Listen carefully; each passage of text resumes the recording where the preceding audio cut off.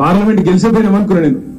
చూస్తే 15 రోజుల తర్వాత సీన్ కట్ చేస్తే ఈయన మల్కాజ్గిరి అభ్యర్థి, ఆయన చేవెళ్ళ అభ్యర్థి కాంగ్రెస్.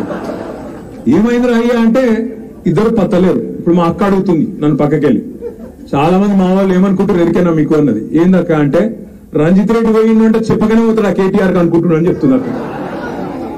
నాకు చెప్తే పార్టీలకి వెళ్ళి నన్ను ఓనిస్తానా? ఎట్లా ఓనిస్తా నేను? ఇంకొక మాట మాత్రం మా తమ్ముడు ఆనంద్ అన్నాడు, ఇక మిగతా మిత్రులు కూడా అన్నారు. ఒక మాట మాత్రం నేను మీకు ఇస్తున్నా. నేను 2018లో ఆనాడు విశ్వేశ్వరరెడ్డి గారు ఆ రాజకీయాల్లో లేనప్పుడు రాజకీయాల్లోకి పట్టుబట్టి తీసుకొచ్చింది నేను. ఆయన ఇంటికి పోయి 14లో ఆయన ఇంటికి పోయి నువ్వు రావాలా, నీలాంటి చదువుకున్న వాళ్ళు కావాలి రాజకీయాల్లో అని తీసుకొచ్చిన. ఆయనకేం పుట్టిందో 18లో ఆయన జంపు, ఆయన కాంగ్రెస్ లోకి పోయిండు. ఆ రోజు మళ్ళీ చెప్పిన, నువ్వు ఇలా కాంగ్రెస్ లో కూతున్నావు, చేవెళ్ళ ప్రజల చైతన్యాన్ని తక్కువ అంచనా ఇస్తున్నావు, ఓడిపోతావు, నువ్వు రాసి పెట్టుకో అని చెప్పిన. ఓడగొట్టి ఆ రోజు మీరే గట్టిగా బుద్ధి చెప్పి ఆనాడు విశ్వేశ్వరరెడ్డిని ఇంట్లో కూర్చోబెట్టిండ్రు.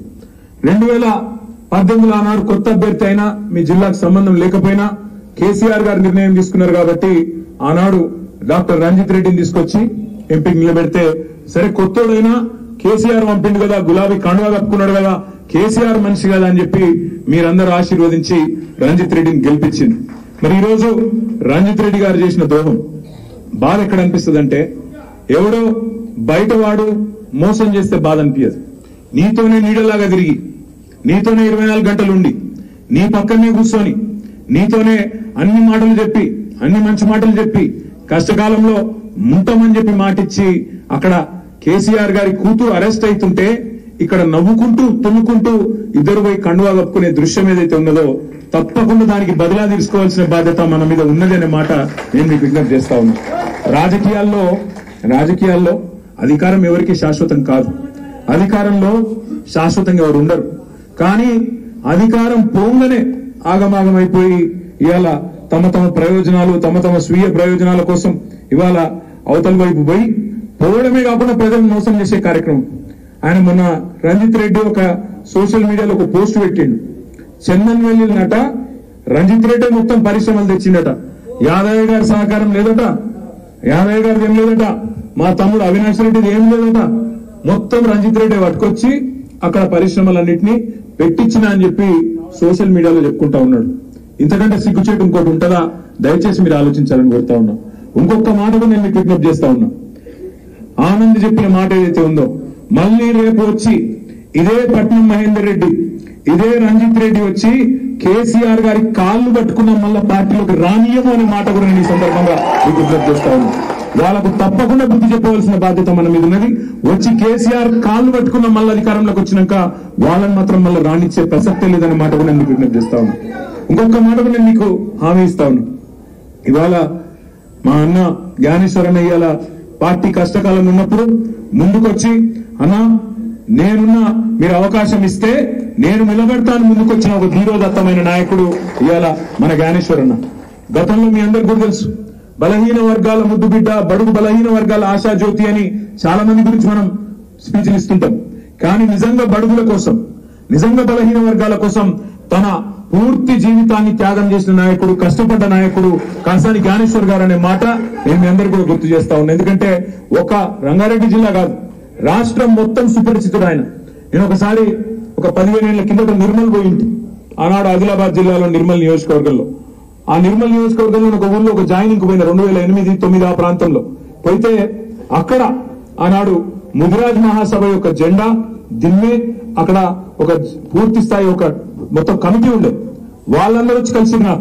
అన్న బీసీ డీలకి ఏలకు మార్చాలి, ముదిరాజులని మీరందరూ కూడా పోరాటం చేయాలంటే ఎవరు ఏలకెళ్ళి డీకెళ్ళియా డీలకెళ్ళి అయితే వచ్చి అడిగిరు, చెప్తా అదే చెప్తాను. వచ్చి అడిగితే నేను అడిగితే ఎవరు ఆర్గనైజ్ చేశారు తమ్మి అంటే వాళ్ళందరూ చెప్పిండ్రు, అన్న మా నాయకుడు కాసాని జ్ఞానేశ్వర్ గారు రాష్ట్రంలో ఇవాళ బలహీన వర్గాలకు, అందులో ముఖ్యంగా ముదిరాజ్ సోదరులకు చాలా సేవ చేసిన నాయకుడు. ఇప్పుడు అన్న యాద్ చేస్తున్నాడు, అక్క గుర్తు చెప్తే అక్క అడిగితే చెప్తా ఉన్నాడు. అది కూడా చేపించిన అన్న బీసీ డీలకేలకు చేపించిన ఆనాడే పోరాటం ఫలించింది. కానీ దురదృష్టవశాత్తు హైకోర్టు ఆనాడు కొంత సుప్రీంకోర్టులో అయిపోయింది, అది కూడా సుప్రీంకోర్టులో ఒక చిన్న చిక్కు చాగింది. కానీ అది కూడా అయిపోయింది, తప్పకుండా మా పోరాటం ఫలిస్తుంది అనే మాట కూడా వారు చెప్తా ఉన్నారు. వారికి హృదయపూర్వకంగా మనం సపోర్ట్ కొట్టి అభినందనలు చెప్పాలని చెప్పి నేను కోరుతా ఉన్నాను.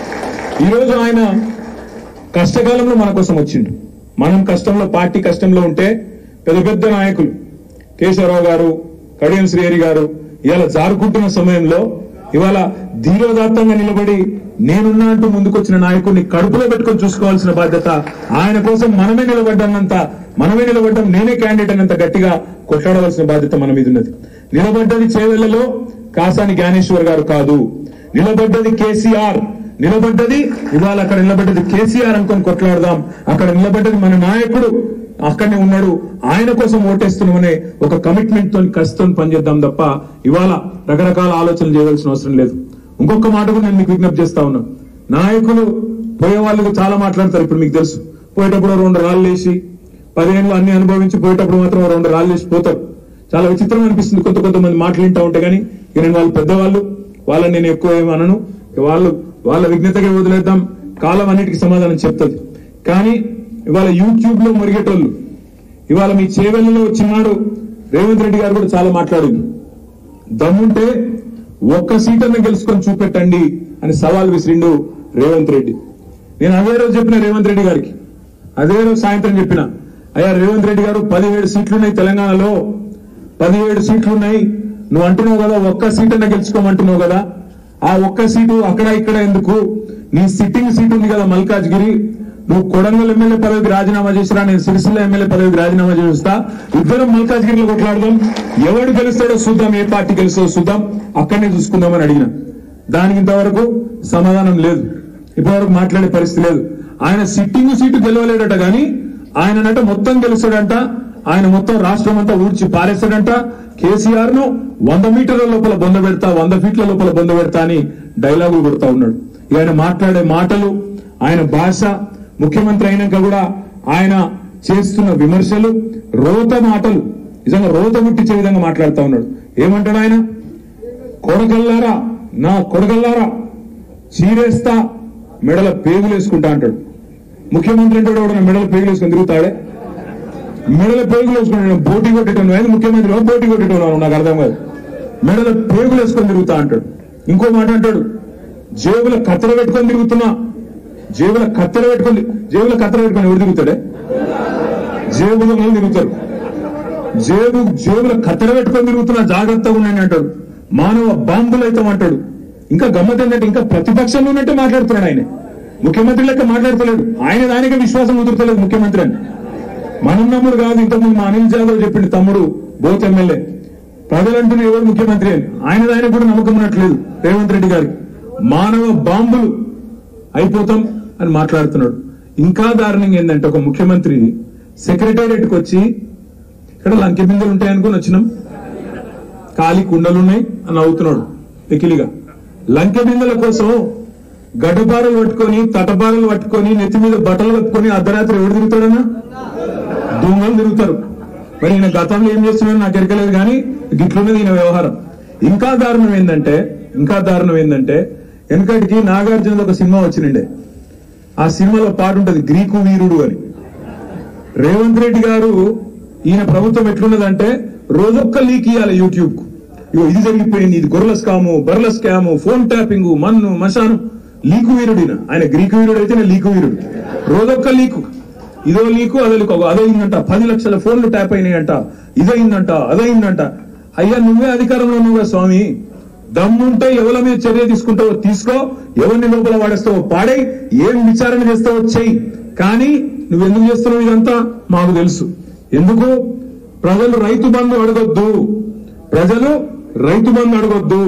కరెంట్ ఏమైందని అడగొద్దు, కింటాల్కు 500 బోనస్ అన్నావు అదేమైందని అడగొద్దు, 2 లక్షల రుణమాఫీ ఏమైందని అడగొద్దు, ఆడపిల్లలు 2500 రూపాయలు ఏమైందని అడగొద్దు, ముసలోళ్ళు 4000 రూపాయలు ఏమైందని అడగొద్దు. మళ్ళీ అడగొద్దంటే ఏం చేయాలి? రోజొక్క స్కామ్ బయటికి తేవాలి, రోజొక్క ఫోన్ ట్యాపింగ్ అయిందని బిల్డప్ ఇవ్వాలి, యూట్యూబ్ వానికి పైసలు ఇవ్వాలి. వాడు తెల్లారు లేస్తే కేసీఆర్ దిగిపోయినాక 4 నెలలకు కూడా వాడు తిడుతూనే ఉండాలి, మనం వింటూనే ఉండాలి. వాడు తిట్టడానికి తిట్టిన ఆనందం, వినడానికి ఇన్న ఆనందం. ఇది జరుగుతున్నది ఏంటంటే తిట్టిపిచ్చే కార్యక్రమం, గోల్మాల్ చేసే కార్యక్రమం. 6 గ్యారంటీలు పోయినాయి, 6 గారడీలు మొదలైనవి. 6 గారడీలు ఏంటి? కాళేశ్వరం స్కామ్ అంటాడు ఒక రోజు, ఇంకో రోజు ఫోన్ ట్యాపింగ్ అంటాడు, ఇంకో రోజు గొర్రెల స్కామ్ అంటాడు, ఇంకో రోజు బర్రెల స్కామ్ అంటాడు. ఇవన్నీ చెప్తాడు కానీ ఏడవైందయా 2,500 రూపాయలు ఇస్తాను, 1,67,00,000 మంది ఆడబిడ్డలకు 18 ఏళ్లు నిండిన ఆడబిడ్డలకు ఇస్తాను కదా, ఎక్కడ పోయింది ఆ స్కీము అంటే మెమ్మెమ్మే బెబ్బెబ్బే డైలాగ్